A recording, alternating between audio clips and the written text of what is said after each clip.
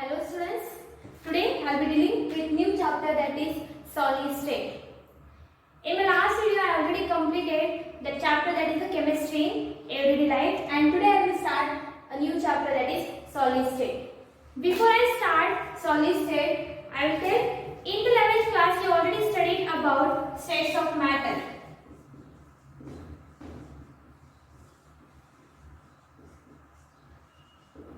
Okay. So you already know the matter is having three states. First will be solid, second will be the liquid, and third will be the gas state. First will be the solid, second will be liquid, and third will be the gaseous state. So any matter having three states, first will be the solid state, second will be the liquid state, and third will be the gaseous state. About the liquid and gaseous state, you already studied in the 11th class. What are the different properties of liquid state as well as what are the different properties of gaseous state.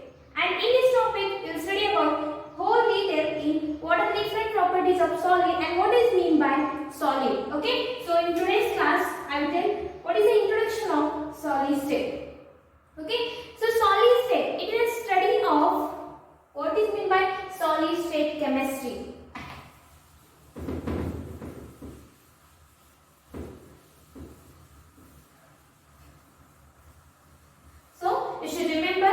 Matter is having three states. First will be the solid state, second will be the liquid state, and third will be the gaseous state. Now, what is meant by solid state chemistry? Solid state chemistry is nothing but study of properties of solid.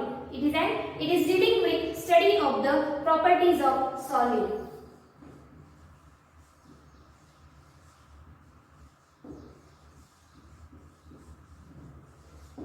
Study of the properties of solid is nothing but what? Solid state chemistry. Now, what is meant by this word solid? The question is arise, you already know. I told the solid state chemistry is nothing but what? Properties of solid. And what is meant by solid? Solid is nothing but what? It is one state of matter in which the constituent particles are arranged very closely. So, it is an state of matter in which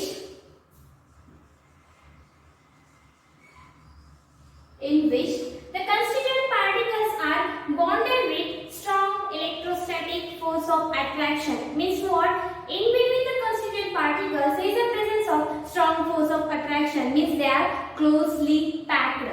So the states of matter in which the constituent particles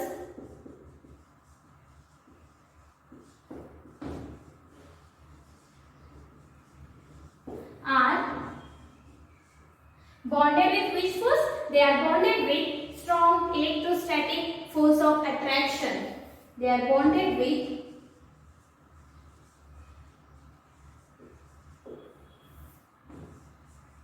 strong electrostatic force of attraction.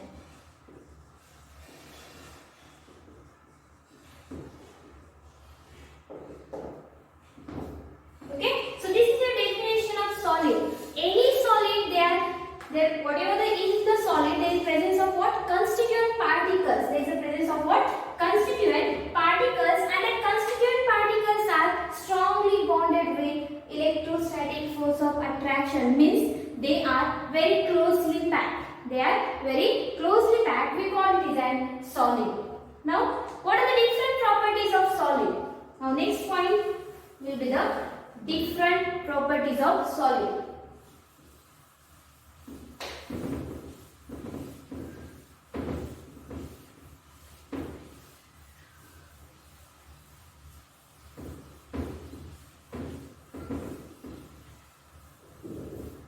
Next will be the properties of solid.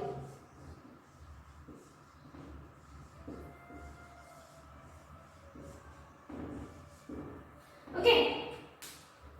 So properties of solid. Any solid having definite shape, definite volume, and also it is having definite size. So it is having definite shape,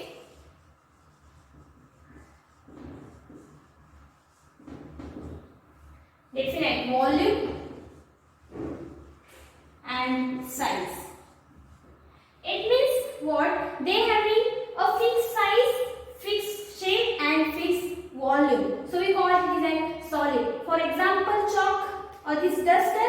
This duster is having what? Definite shape and also it is having definite volume and definite size. So because of this we call this duster is solid material. After that, the second will be they having low compressibility.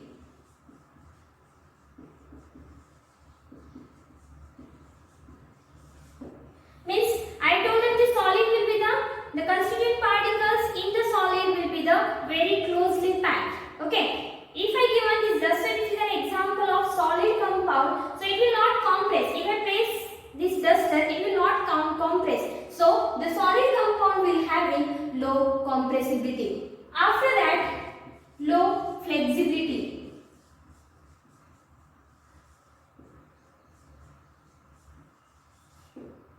Okay, so solid compound doesn't have flexible property. Remember, always solid compound is having low flexibility. This duster is not flexible. Remember, so they having low flexibility. First will be they having definite shape, definite volume, and they having definite size. After that, they having low compressibility. Okay, if you remember this property. Compare a solid and liquid property. Liquid state doesn't have a definite shape, definite volume and definite size. But solid compound is having definite shape, definite volume and definite size. After that, they having low compressibility and third is they having low flexibility. After that, they having low diffusion power.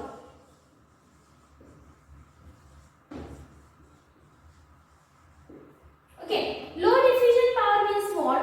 You should know what is meant by diffusion here.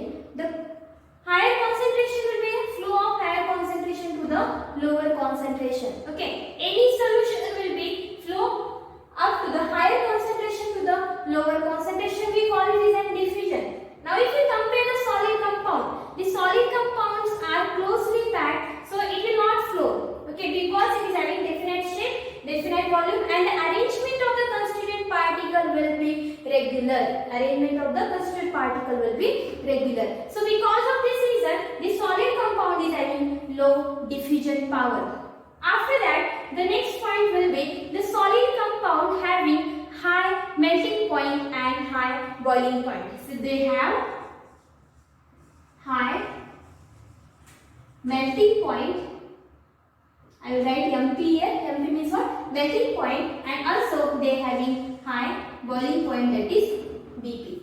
After that, so question is arise, why the solid compound is having high melting point and high boiling point? I already told that they are arranged in systematic way, means whatever the constituent particles are present in the solid compound, they are very closely packed with electrostatic force of attraction. Okay, if they are closely packed, definitely we require to make that compound or to boil that compound we require high temperature. So because of this reason, the solid compound having high melting point as well as they having high boiling point. Okay, so these are the properties of solid. First will be the definite shape, definite volume, and they having definite size. After that, they having low compressibility, means they will not compress. Okay, also we should tell here they having zero compressibility. After that, they having low flexibility, low diffusion power, and the last will be they having high melting point as well as they having high boiling point. Okay, now we move to the next point.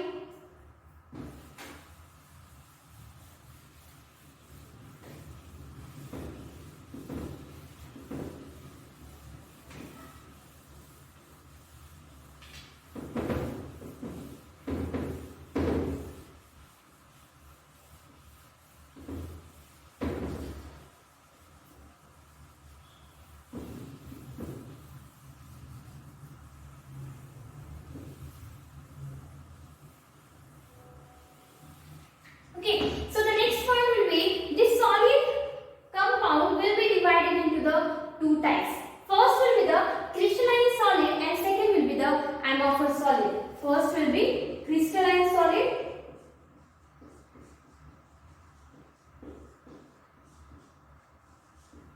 and second will be amorphous solid.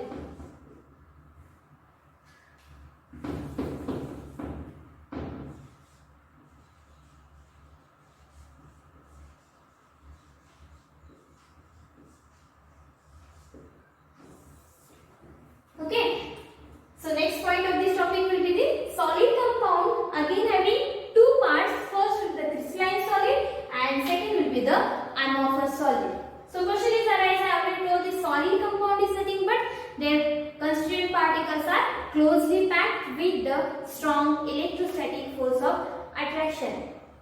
But still this compound is divided into the two types, crystalline and amorphous. Why? If I take example, I will give one example. If I take chalk, okay, chalk is made up by what? Calcium carbonate, you already know that. And if I take marble, I hope you know marble, okay. So if I take these two examples, chalk and marble, both are solid. Both are the solid compound, but this chalk is amorphous solid where this marble is crystalline solid. Why? Because in the chalk there will be the irregular arrangement of particles. There will be the irregular arrangement of constituent particles. Whatever particles are present in the chalk, that particles arrangement will be the irregular. It is not systematic. But in case of marble, the arrangement of the particle will be very systematic, or the regular arrangement of constituent particles in the longer range. Okay, so what is happened here? Irregular arrangement of the constituent particles in the chalk, so chalk will be easily break. Okay, still it is solid, but chalk will be easily break, but marble will not break. It will break, but marble is not break. Okay, so for this reason, the solid will be divided into the two types, crystalline solid and amorphous solid. Remember why it is divided into the two types? Because for this reason, both chalk as well as marble both are the solid compound, but still this chalk we consider this is an amorphous solid, where this marble we consider it is an crystalline solid. This marble will not break. Okay, it is also solid, but it will not break, but chalk will break because of the arrangement of constituent particles will be irregular. So, whatever I told, you will understand what is meant by crystalline solid and what is meant by amorphous solid. And what are the difference between crystalline solid and what are the difference between amorphous solid. Now, we'll study about what are the difference between crystalline solid and what are the difference between amorphous solid. Okay, now you should remember this is very important concept for your exam. Okay, fixed question they will ask in exam. What is the difference between, on the right, any three difference between crystalline solid and amorphous solid. Okay, so the first difference will be, I already told, there will be the arrangement of particles will be regular. So, regular arrangement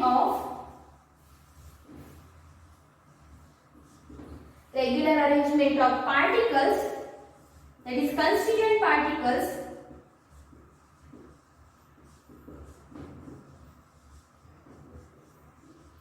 for longer range.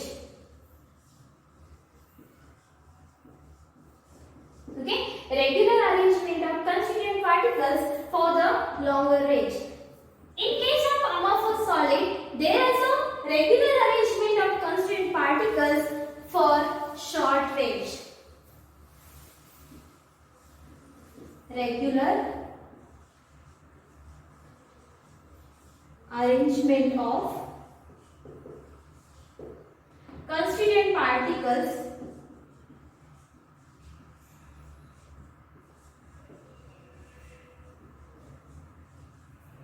for short range. Okay, if you want you can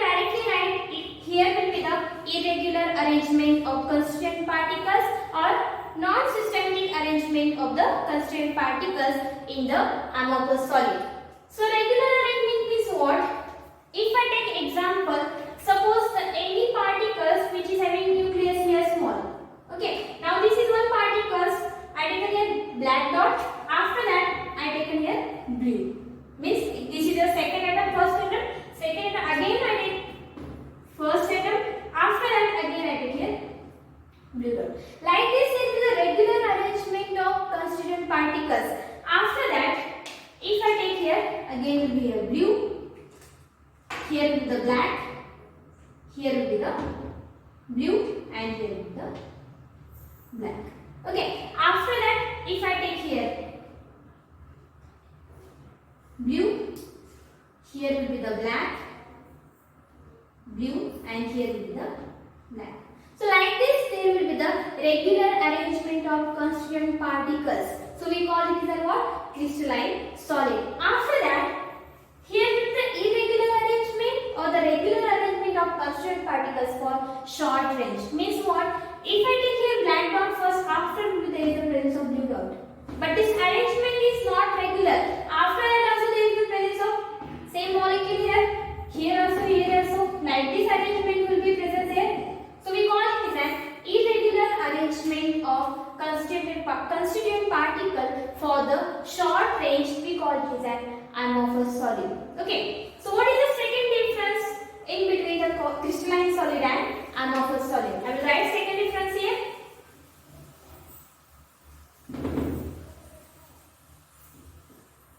Second will be this crystalline solid, we call it as an true solid. What? The crystalline solid is called true solid, whereas amorphous solid we call pseudo solid. It is an true solid, whereas amorphous solid we call pseudo solid. Okay, for example, amorphous solid, pseudo solid means example will be the glass. Glass is an example. So glass is nothing but what? Super cool solid.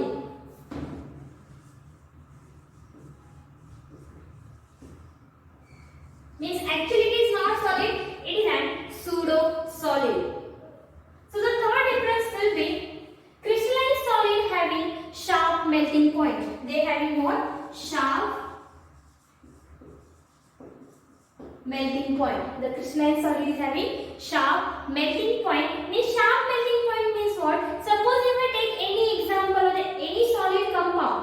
Okay. If I want to melt that compound and exact, suppose any compound is having I will take general example. Suppose if the solid compound is having 120 degrees Celsius as a melting point. Okay. And that will be the crystalline solid. It means what? At 120 degrees Celsius only, that compound will be melt. That whole compound will be melt at sharp 120 degrees Celsius. Okay, but in amorphous solid, the melting point of the amorphous solid compound will be present in between range of temperature.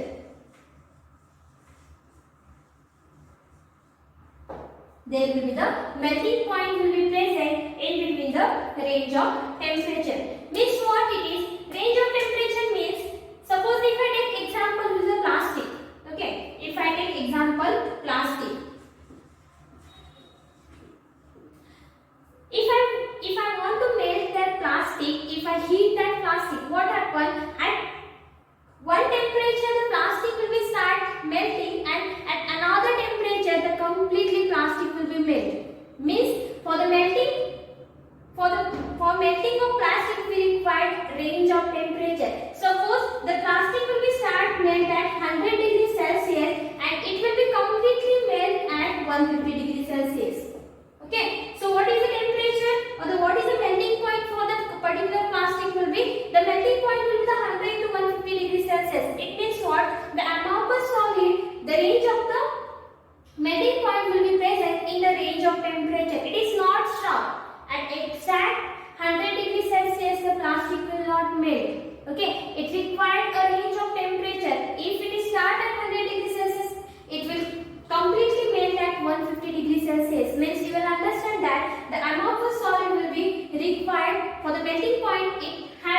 a range of temperature. But in crystalline solid, that particular crystalline solid, example will be NaCl. NaCl is an example of crystalline solid. Okay, so for the melting point NaCl, suppose I will use another example NaCl. Suppose it is having 130 degrees Celsius as a melting point. If I start to melt NaCl salt, it will easily melt at exact 130 degrees Celsius. So we call it as a crystalline solid. So first will be they having regular arrangement of constituent particles for the longer range. Here will be the regular arrangement of constituent particles for the shorter range. You should remember the difference. They will ask in exam. It is very important.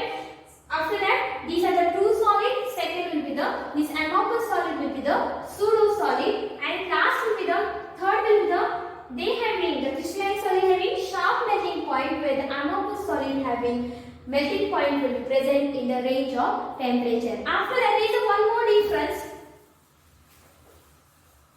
I will write here. I will drop this and I will write here. Here is the longer range.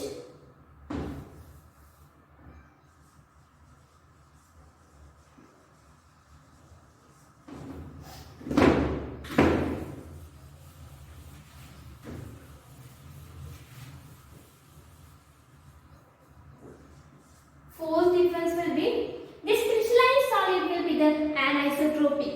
They are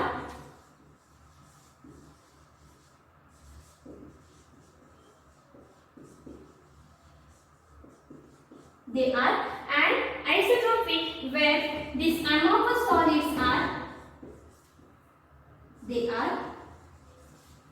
isotropic in nature.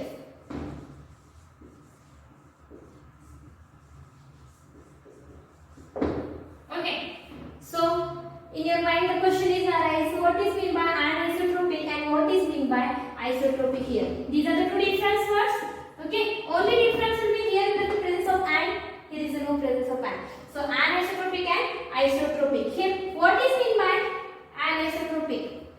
The crystalline solid showing a different physical properties in different direction. Anisotropic means what? Different physical properties. Different physical properties in different direction.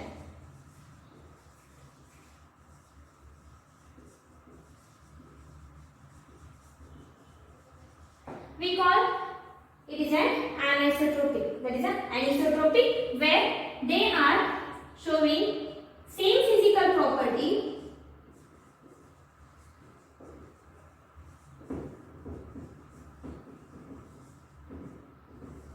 in different direction.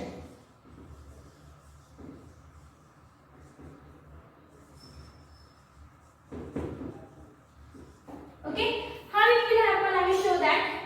Why we call the crystalline solid is anisotropic or the anisotropic, where the amorphous solid we call it is an isotropic solid. Suppose I told here in the crystalline solid there will be the regular arrangement of constituent particles. So if here is present black, here is blue. Again if I take here black, here will be the blue. Like this arrangement will be present in the crystalline solid. So again here will be what? Blue. Here will be black. Blue. Again here will be black. Okay. After that again here will be black. Here also black. Here will be blue. Sorry. Here will be the blue. Here also blue. Now what I told? They are anisotropic. Different physical property in different direction means what? They are in anisotropic. So suppose if I want to move in this direction, okay? So they are showing different physical property. Now if I want to move like this direction, again here will be the black, blue, black, blue. So different direction, different property. This is also different direction. The arrangement of the constituent particles will be changed here. All the particles are black in color here. So arrangement of the constituent particles will be, the particles also change, the physical property also obviously it will be changed. Now if I want to move like this direction, again there will be black dot, so again there will be change in the physical property because of the arrangement of constituent particles will be changed. Constituent particles will be different at different direction, also the physical property will be changed at the different direction. But in case of amorphous solid, I told there will be the irregular arrangement. Like this there will be the irregular arrangement. Okay, so at any direction, if there is a particles are moved in any direction, they are showing same physical property. It doesn't affect on the physical property of that amorphous solid. So we call it as an isotropic in nature, where the crystalline solid are anisotropic in nature. Remember what is meant by anisotropic and what is meant by isotropic. You should remember this. Anisotropic is nothing but different physical property in different direction, where isotropic is nothing but same physical property in the different direction. So I given a 4 difference in between the crystalline solid and amorphous solid. The first difference will be the arrangement of the constituent particles will be longer range. Here will be the arrangement of the constituent particles will be in for the short range or the smaller range. Also we call it as an irregular arrangement of the constituent particles. After that, the second difference will be crystalline solids are true solids, where the amorphous solids are pseudo solids. I give an example with the glass. After that, the crystalline solid having sharp melting point, where the melting point of the amorphous solid will be present in the range of temperature. And last difference will be they are anisotropic in nature, where the amorphous solids will be isotropic in nature. I hope you understand what is the difference between crystalline solid and amorphous solid. Now we'll move to the next point.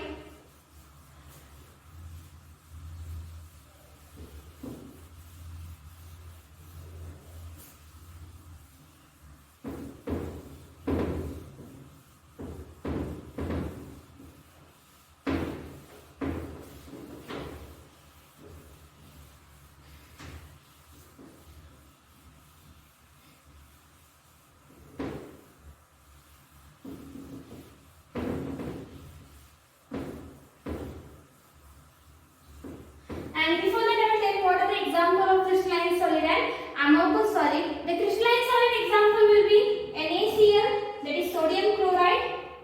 After that ZnS, zinc sulfide, CaF2, calcium fluoride. These are the example of crystalline solid. When amorphous solid example will be rubber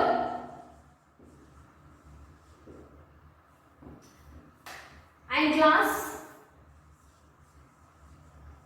These are the example of amorphous solid. Remember the crystalline solid example will be the sodium chloride, that is NaCl, zinc sulfide, ZnS, CaF2, calcium fluoride, quartz. It is one of the example of crystalline solid. Remember that whenever you are writing difference, the last point, that is the fifth point, you should write what are the different example of crystalline solid and as well as what are the different example of amorphous solid. Now we'll move to the next point, that is the crystalline solid. Again it is divided into the 4 types. In this topic you are going to study about the crystalline solid only. So now what are the different points or what are the different types of crystalline solid?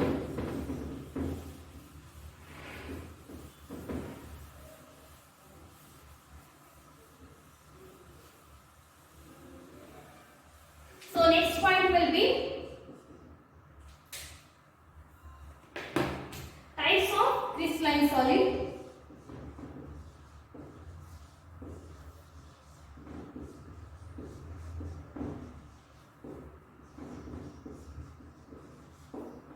Okay, so this crystalline solids, again it is divided into the 4 different types. First will be the ionic solid.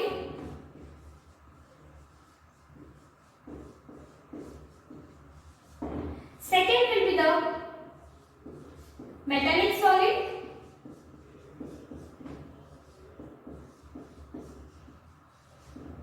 Third will be the covalent solid.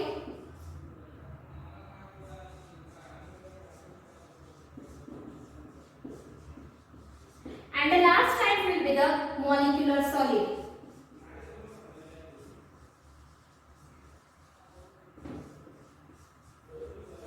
Okay, remember this crystalline solid, it is again divided into the four types. Before that you should know what is the crystalline solid. Here will be the constituent particles will be arrangement of the constituent particle will be regular. So this crystalline solid is again divided into the four types. First will be the ionic solid, second will be the metallic solid, third will be the covalent solid, and the last will be the molecular solid. So first let's study in detail what is meant by ionic solid.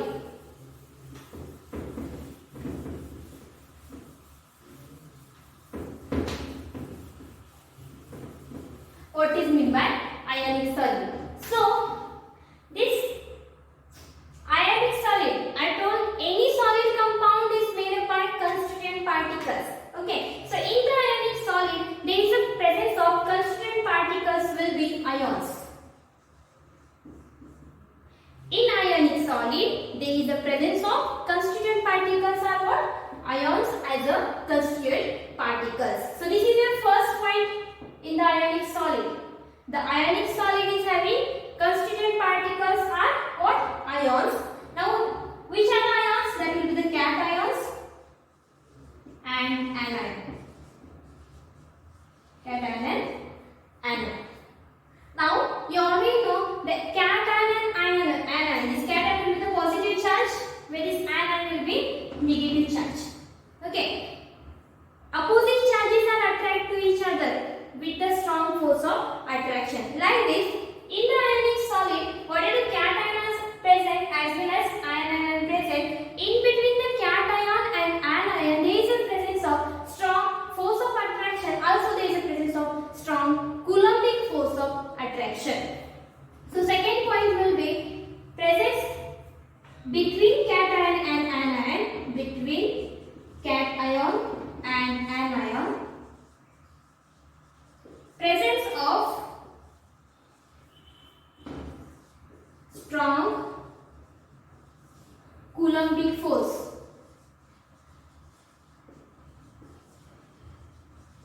Or we also call it as in between the cation and anion there is a presence of strong electrostatic force of attraction or strong electrostatic force of attraction.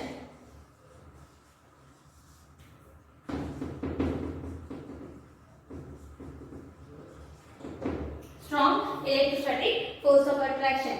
So we will understand that ionic solids means any solid having a constituent particles. Okay. So in the case of ionic solid, there are presence of constituent particles. Which are the constituent particles are present in the ionic solid will be there is a presence of ions as a constituent particles. Ions are nothing but what? Cation and anion. So you already know opposite charges are attracted to each other. Like that, the cation and anions are bonded with strong force of attraction. It means what? Here the constituent particles in the ionic solid will be closely packed to each other.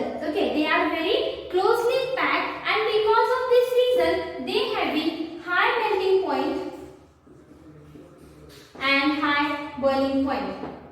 Why? The ionic solid is having high melting point and high boiling point because of they are the constituent particles in the ionic solid will be very closely packed with strong electrostatic force of attraction. For this reason, the ionic solid is having high melting point as well as they having high boiling point.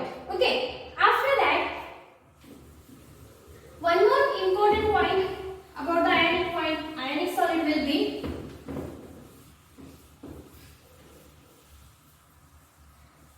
they conduct the electricity and heat. Okay, in molten state only they conduct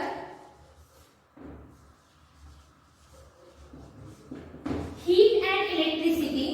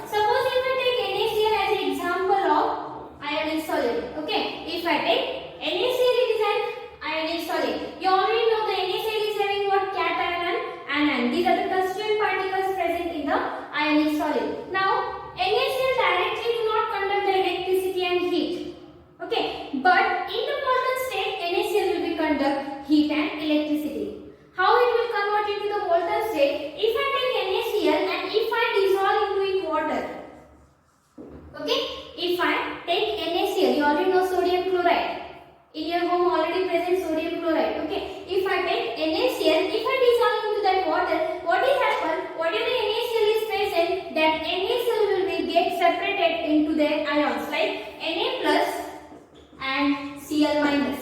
Is that no? So this Na plus and Cl minus now present in the molten state, and in that case they are present like ions, so it can easily conduct the electricity and heat. So remember that ionic solid always conduct the electricity in case of molten state only. At a normal state it will not conduct the electricity. If you want to conduct the electricity, ionic solid, you should dissolve into the water. They will separate into their charges or the different ions. Now that ions will be the easily conduct the heat and electricity. So you should remember the ionic solid is having, the first point will be they having constituent particle as the ions. That ions are nothing but what? Cation and anion. Now the second point will be cation and anion. In between the cation and anion, there is a presence of strong force of attraction. Okay, because of this reason, they having high melting point and also they having high boiling point. After that, they will conduct the heat and electricity in case of molten state only. Means they will dissolve into the water, they will get separated into their separate ions. After that only they will conduct the electricity. This state is nothing but what? Molten state. Okay, normal NaCl will not conduct the electricity and heat, but when it is dissolved into the water, they will get separated into their ions and then they will conduct the heat and electricity. So we call this is your Na plus and Cl minus is nothing but this is the molten state of your sodium chloride. Okay, so example of ionic solid will be NaCl. I give one example. Again ZnS, that is ZnS means nothing but zinc sulfide calcium fluoride. That is difluoride, CaF2. These are the example of ionic solid. Now we'll move to the next type, that is metallic solid.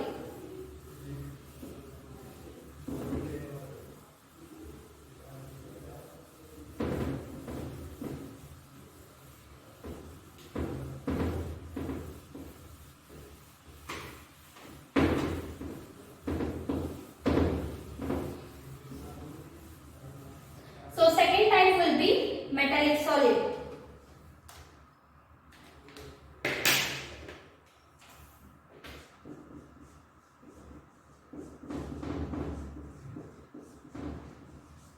Okay. So what I told in the ionic solid, there are also presence of constituent particles. Which are the constituent particles are present in the ionic solid? Ions are the constituent particle present in the ionic solid. Now in case of metallic solid, the metal is present as a constituent particles. Which is a constituent particles here? Metal as a constituent particle. Now you should know what is meant by metal here. What is meant by metal? Suppose if I take example like Fe. Fe is nothing but what? Iron. Okay, iron is present in our body. So Fe is an metal. Why we call Fe is an metal? Because it is any metal which is having capacity to lose the electron. Any metal which is having capacity to lose the electron, that we call it is a metal. So Fe, it can easily lose the electron. It will form what? Fe 2 plus, by losing which 2 electron minus. Okay. Now here in the metallic solid, there is a presence of metal as a constituent particles. Now that metal is having capacity to what? It will easily lose the electron. Now after losing the electron, what is happened? This metal is having positive charge in their nucleus. Now suppose this is your Fe. So it is a metal. In their nucleus, what it is having? It is having what? Positive charge in their nucleus. And surrounding there, it will lose electron, means surrounding there is a presence of what? Electrons. Surround the Fe, there is a presence of electron. Like this also, if I take another Fe, again it is also having surrounding, there is a presence of electrons.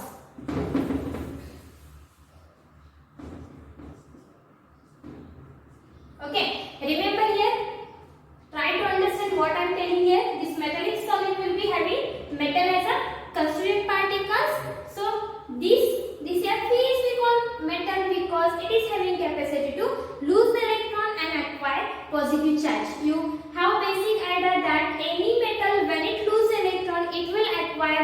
positive charge. Okay. After that, this positive charge will be present at the nucleus. Okay. And this surrounded by there is a moving of electron. Now this electron will be systematically arranged around that metal. Electrons are systematically arranged around that metal, and this electron will be created electron cloud. This electron will be created electron cloud surround that particular metal, and it will move like flow of water in the sea. Okay, suppose here we have a tree. Okay, like this. So there will be the moving of electron. Now this electron will be moved like flow of water. Water will flow in the sea. You already see that. So these electrons are moved flow like flow of water. So these are the free electrons. Whatever electrons are moving like flow of water, these are the free electron. And this free electron has a capacity to conduct the heat and electricity very easily.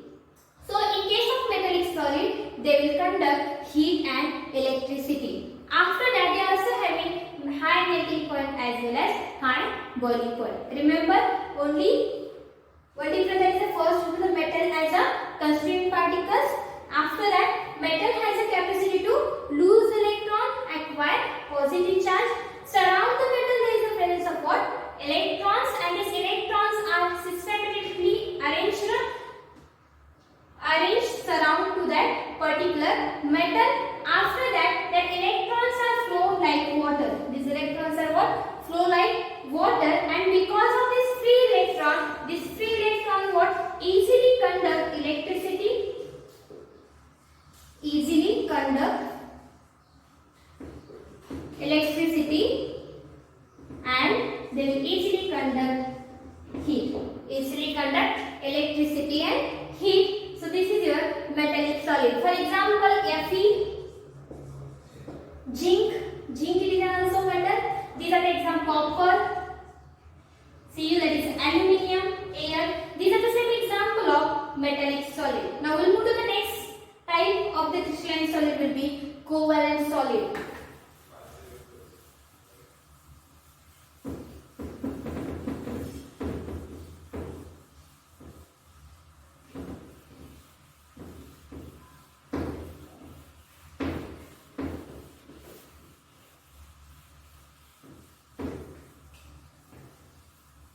Third type will be covalent solid.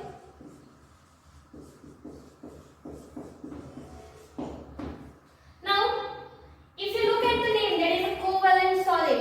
So you will understand that in the constituent particles there will be presence of a covalent bond. There will be the presence of covalent bond. Now, for example, if I take ClCl, okay. Now, the electronic configuration of chlorine. Before that, you should know what is the atomic number of chlorine. At 17 is the atomic number of chlorine. Now, if I write the electronic configuration will be 1s2, 2s2, 2p6, 3s2 and 3p5. Now, this chlorine is having 7 as a valence electron in their outermost orbital. Now, for the completion of octet, we require 1 electron in each chlorine. Now, this has how many electrons? 1, 2, 3, 4, 5, 6 and 7. Okay, here also 1, 2, 3, 4, 5, 6, 7. Each chlorine is having 7 as a valence electron.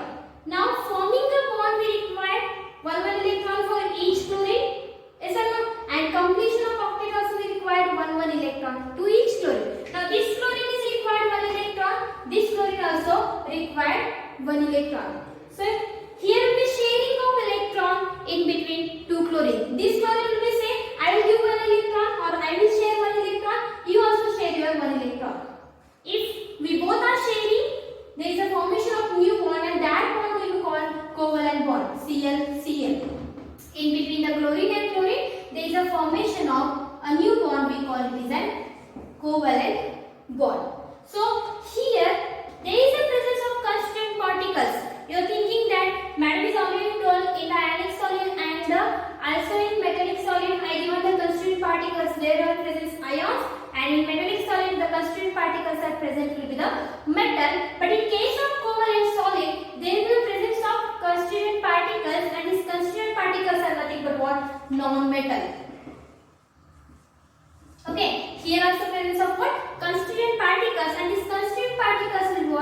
non-metal. So now this chlorine, you already know the chlorine belongs to the group 17. 17 is nothing but what? There will be the halogen family. Chlorine, bromine, iodine. These are the belongs to the halogen family. So here also they having a valence electron, and this completion of octet will require one electron. What is the covalent bond will be present in the covalent solid. It will be formed by sharing pair of electron. Next will be they also having high melting point and high boiling point. High melting point and high boiling point. Why the covalent solid is having high melting point and high boiling point? Because what is the constituent particles are present, they are very closely packed by strong force of attraction. Because of this reason, they having high melting point and high boiling point. And also the example will be the H2, dihydrogen. How the dihydrogen will be formed? Suppose we have one hydrogen here, another hydrogen will be here. Now the hydrogen having atomic number 1. Okay, here also this hydrogen also having 1 as a atomic number. Now if I write electronic configuration, 1s1, here also 1s1.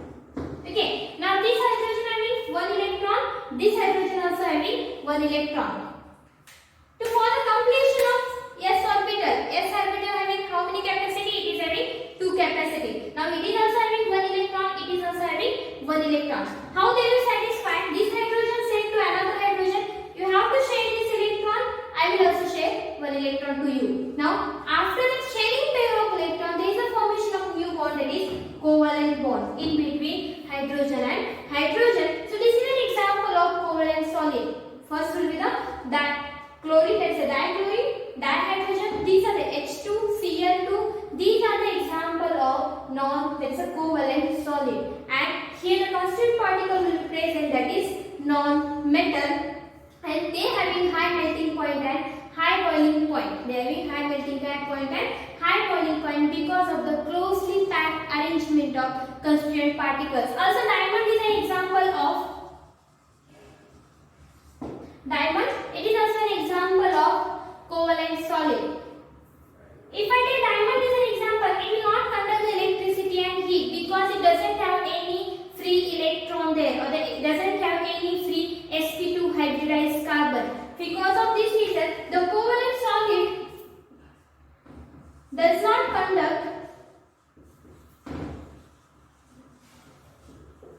conduct the heat and electricity. It will not conduct the heat and electricity. So this is about your covalent solid. I hope you understand. And the last will be the last type of the crystalline solid will be molecular solid.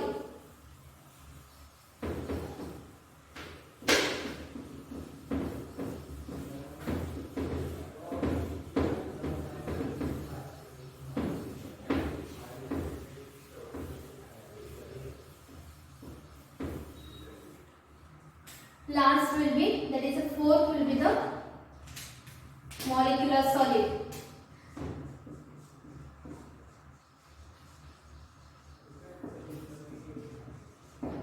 Okay, here I hope you know which is the constituent particle is present in the molecular solid.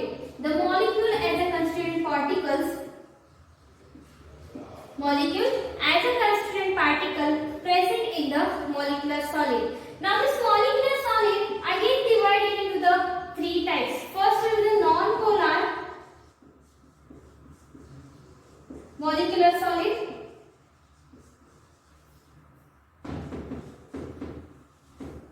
Second is the polar molecular solid.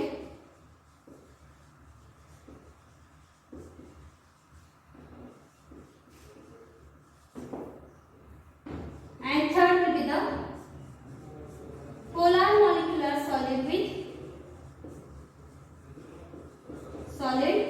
with hydrogen bonding.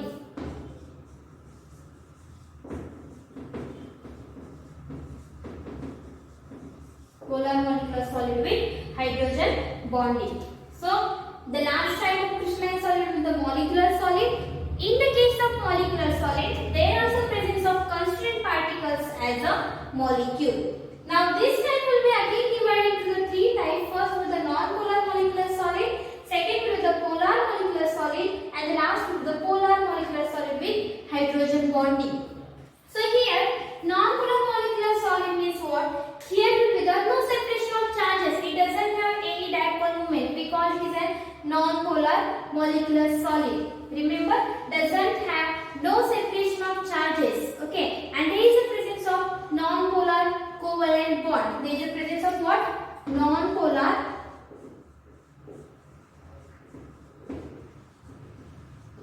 covalent. There is a presence of non-polar covalent bond. Next will be the, I will tell only the properties. This is not much important, but you should know what are the different types of your molecular solid. This non-polar molecular solid having non-polar covalent bond. You already know what is meant by covalent bond. The bond which is formed by sharing pair of electron, we call it as a covalent bond. Non-polar means there is no separation of charges. We call water. If I take example water, we call it as a polar solvent. Okay. Why we call it as a polar solvent? There is the separation of charges in between oxygen and hydrogen. But in case of Cl2, there is no separation of charges. Okay. Only there is a sharing pair of electron and is a formation of non-polar covalent bond. So the non-polar molecular solid having non-polar covalent bond. They having low melting point. They having low melting point. The next will be they do not conduct the electricity. They do not conduct the electricity and heat.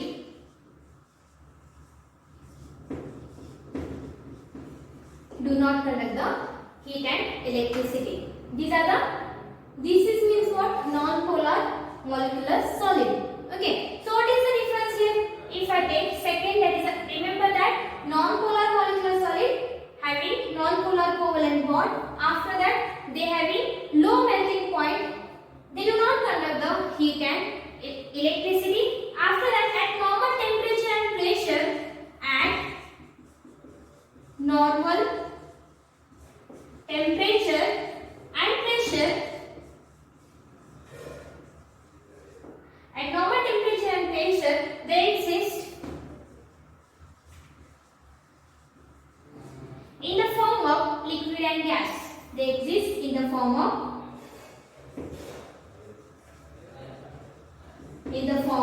liquid and gas. Okay, so these are the properties of your non-polar molecular solid. First will be they having non-polar covalent bond. Second, they having low melting point. After that, they do not conduct the heat and electricity. And last, at the normal temperature and the pressure, they exist in the form of liquid and gas. Okay. Now, the second type will be the polar molecular solid.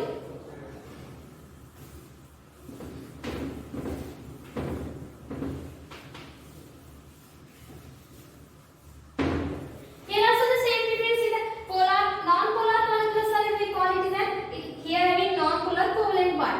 But in the polar molecular solid, we have polar covalent bond.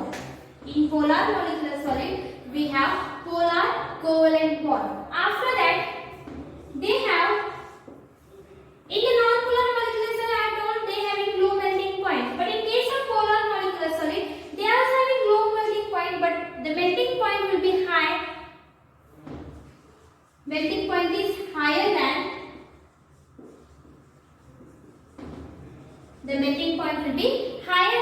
non-polar molecular solid. Non-polar molecular solid. Okay, first will be they having polar covalent bond. Second will be their melting point is higher than non-polar molecular solid. After that, they do not conduct the heat and electricity. They do not conduct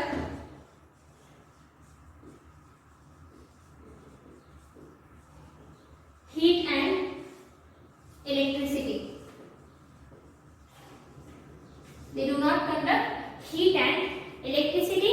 And the last point will be at normal temperature and pressure. At normal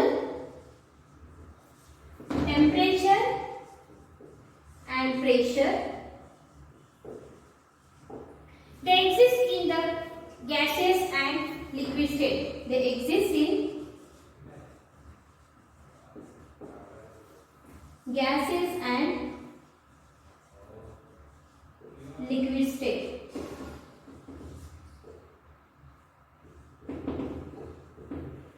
Okay, so these are, for example, for molecular solid will be solid SO2. SO2 is nothing but sulfur dioxide, and solid NH3. That is solid ammonia, solid NH3. So remember the molecular solid having three types. I already told the first will be the non-polar molecular solid. Second will be the polar molecular solid. In case of polar molecular solid, we have polar covalent bond. The second property will be they having high melting point. That melting point is higher than non-polar molecular solid.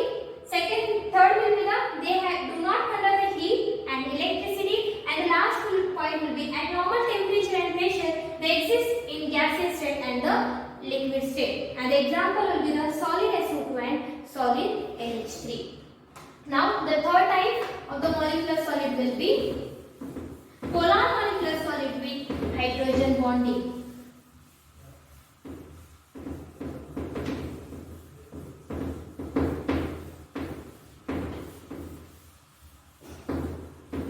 Third will be what?